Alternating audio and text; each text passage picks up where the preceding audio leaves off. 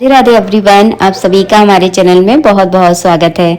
नवरात्रि सरल पूजा विधि आप सबके साथ शेयर करने वाली हूं। तो आप इस पूजा को अपने घर के मंदिर में भी कर सकते हैं, आप चाहें तो मंदिर के आसपास भी इस पूजा को कर सकते हैं। तो मैंने यहाँ पे नीचे जो है ना चौक पूर लिया है। अब मैंने जो है ना छोटी सी चौकी ले ली है। अगर आपके पास पटा है तो आप पटा ले लीजिएगा। उसके बाद जो है ना लाल कलर का कोरा कपड़ा जो है ना इस पट्टे के ऊपर मैं इस तरह से बिछा लूंगी। बिना कलश स्थापना के किस तरह से नवरात्रि की पूजा की जाती है वो आज के वीडियो में मैं आप लोगों के साथ शेयर करने वाली हूँ। अगर आप स्टूडेंट हैं या फिर आप नौकरी पेशा हैं और ज़्यादा विधि विधान से अगर पूजा नहीं करना चाहते तो इस तरह से भी आप नवरात्रि की पूजा कर सकते हैं और फास्ट भी आप कर सकते हैं, मतलब व्रत कर सकते हैं। तो सबसे पहले जो है ना मैंने चावलों का पुंज रखा और इससे जो है ना मैं छोटा सा अष्टदल कमल बना लूंगी। आप चाहे तो चावलों का स्वास्तिक भी बना सकते हैं, देखने में बहुत सुंदर लगता है। आप चाहे तो कलर से जो है ना चावलों को रंग कर भी अष्टदल कमल बना सकते हैं, जैसा आपके पास समय हो उस हिसाब से कर लें। इसके बाद जो है ना इस अष्टदल कमल पर जो है ना माता भगवती यानी माँ दुर्गा की तस्वीर को मैं विराजमान करूंगी और इनके ही पास में जो है ना गौरी गणेश को मैं विराजमान कर दूंगी चावलों के आसन के ऊपर। अगर आपके पास गौरी गणेश पहले से आपके मंदिर में है तो आप उनको ही विराजमान करें, अगर नहीं है तो सिपाड़ी के रूप में गौरी गणेश को यहाँ पर विराजमान करें। इसके बाद जो है ना मैं दीपक तैयार करूंगी। अगर आप अखंड दीपक जला रहे हैं तो अखंड दीपक को तैयार कर लें।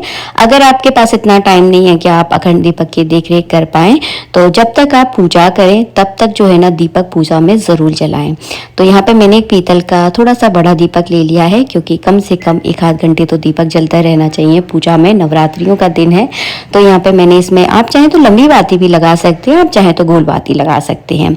यहाँ पे जो है ना पूजा में मैं घी का दीपक जलाऊंगी और मैया का मन में ध्यान करते हुए यानी माँ दुर्गा का मन में ध्यान करते हुए दीपक को प्रज्वलित करूंगी। सबसे पहला पूजन दीपक का ही होता है। आप कोई भी पूजा कीजिए, सबसे पहले पूजन आपको दीपक का करना है। तो हाथ जोड़ के जो है ना इस तरह से मैं सबसे पहले पूजन जो है ना दीपक का करूंगी।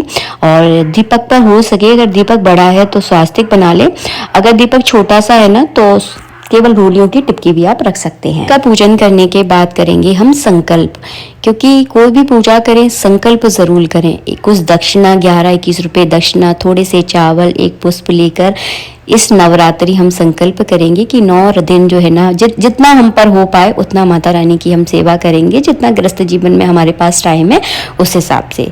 इसके बाद जो है ना सबसे पहले आपको गौरी गणेश को स्नान करवाना है। तो मैंने यहाँ पे एक प्लेट ले ली है, तो इस तरह से जो है ना 4 बार इस तरह से जल आपको घुमाना है। सबसे पहले चरण धुलाएंगे, उसके बाद जल पिलाएंगे, उसके बाद उनको जो है ना स्नान करवाएंगे।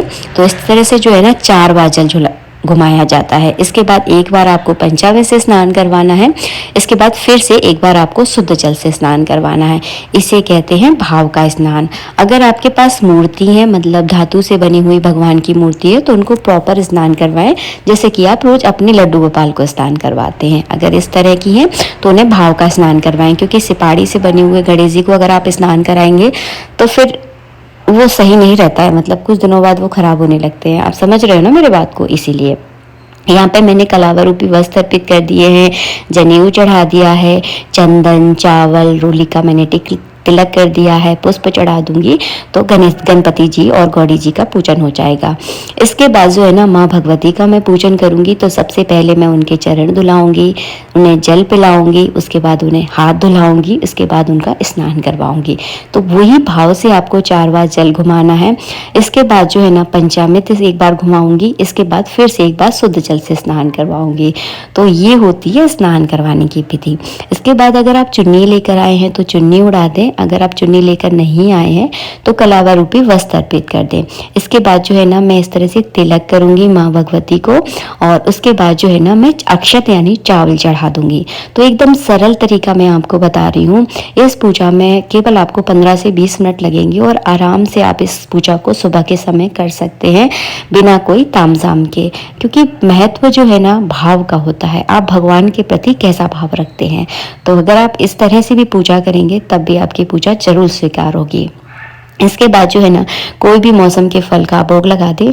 जो स्नान का जल होता है इसे अपने पूरे घर में छिड़का जाता है, क्योंकि इसमें हमने माँ भगवती के चरण धुलाए थे, तो इसे अपने पूरे घर में छिड़क दे ताकि एक नवरात्रि की वाइब जो है ना आपके घर में आए, शुद्धि हो आपके घर की, इसीलिए इस जल को छिड़का जाता है। इसके बाद सुबह के समय में किशमिश का, लौंग, इलायची का, अगर मेरे पास पान का पत्ता होता है तो पान के पत्ते के ऊपर मैं भोग लगा देती हूँ, होता है तो, अगर नहीं होता तो सिंपल इस तरह से लगा देती हूँ। बतासों का भोग, अनार के दानों का भोग, अगर सीताफल है तो सीताफल माता को बहुत प्रिय है तो सीताफल का भी भोग लगा दें। इसके बाद जल का आचमन करवा दें, क्योंकि भोजन के बाद मतलब कुछ खिलाने के बाद जल पिलाया जाता है ना, तो जल पिला दें। सुहाग सामग्री चढ़ा दो। इसके बाद हम सिंदूर चढ़ाएंगे, तो सिंदूर का मैं इस तरह से तिलक लगाऊंगी, क्योंकि नवरात्रि में सिंदूर ज़रूर चढ़ाना चाहिए। इसके बाद जो है ना मैं अबरक चढ़ा दूंगी, गुलाल चढ़ा दूंगी, कपूर और 2 लौंगों से जो है ना माँ भगवती की सुबह की मैं आरती करूंगी। आरती करने के बाद जल का अर्घ देना है और जल को अपने सभी परिवार वालों के ऊपर छिड़कना है। आज के लिए इतना ही, नेक्स्ट वीडियो में मिलेंगे। राधे राधे।